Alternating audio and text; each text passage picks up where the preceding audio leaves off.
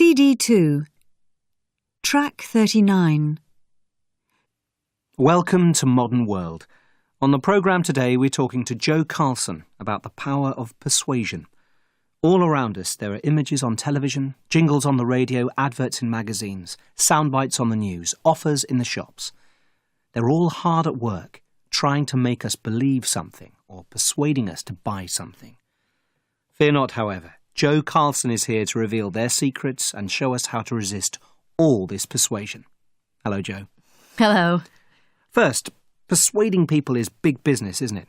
I mean, supermarkets and politicians, advertisers and salespeople, they all take it very seriously, don't they? Yes. They spend a lot of money on marketing and on working out the best psychological tricks to guarantee that even the most cautious among us are open to manipulation. Let's take supermarkets then. How do they make us buy things we don't necessarily want? What are some of their tricks? Well, firstly, most supermarkets have a transition zone as you enter the shop. You might have noticed that the entrances of most supermarkets are quite small and crowded. Yes. Well, this is a deliberate effort to slow people down.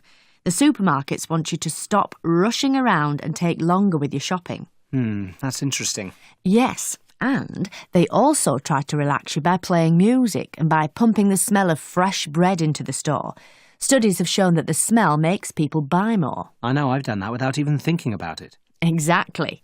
Most of the time we are completely unaware of what's happening. It's subconscious persuasion. There are also endless tricks when it comes to pricing, aren't there? Yes. There's the old one of putting the price at $3.99 or $9.99 or whatever. Of course, we know about the trick, but it still works because every time we see a price of $9.99, we are manipulated into thinking that it's a lot cheaper than £10. In our heads, we think $9.99 is £9, but in fact, of course, it's £10. Yes, it's simple, but it works.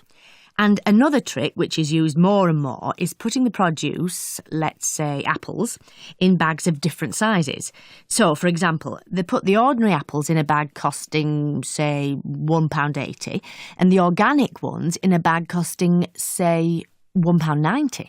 So, supposing you're a customer, you might think, oh, organic apples aren't so much more expensive. I'll have those. Yes. But what you might not realise is that the bag of ordinary apples contains 6 apples and the bag of organic ones contains only 5. So, really, they're more expensive than you think. And unless you're really good at doing maths in your head, you won't want to work out the price of each apple all the time. It's just too difficult and time-consuming. That's right. And what about sales? I mean, shops are always trying to attract customers by cutting prices, especially during end-of-season sales. Yes. And if there are large discounts on offer, customers will come to the shops in huge numbers. Shops know that people are tempted by lower prices, even if you end up spending more in the end. You certainly wouldn't have spent as much if you had stayed at home and not bought anything. Shops rely on customers' greed. Yes. People will buy something as long as it looks like a bargain, though often they don't really want or need it at all. So what about the advertising industry? In what ways do they persuade us to buy particular products? Well, adverts on TV in commercial breaks or on posters or in magazines all follow the same principles, and basically there are 2 types of ads. Those that appeal to the thinking part of our brain and those that appeal to the emotional part. So for what type of products would they advertise by appealing to the thinking part of our brain? Well, they're mostly used for things which have little emotional appeal. For example, cleaning products. They give us information about the product and try to influence us that way. However, if an advert targets our emotions, it's likely to be much more successful. You don't have to believe the hype, provided that you respond emotionally. On a subconscious level, you'll probably want to buy the product. So what kinds of emotions are used? Well, adverts for different brands of clothes often want to make us feel that we belong, for example by showing us how to buy the right clothes to fit in with our friends. And adverts for insurance play on our need to feel safe. For example, they might show a family happily spending their insurance money buying new things when their house has been burgled.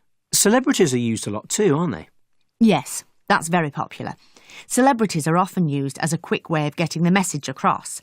Their success and familiarity makes them feel safe, interesting, cool, whatever.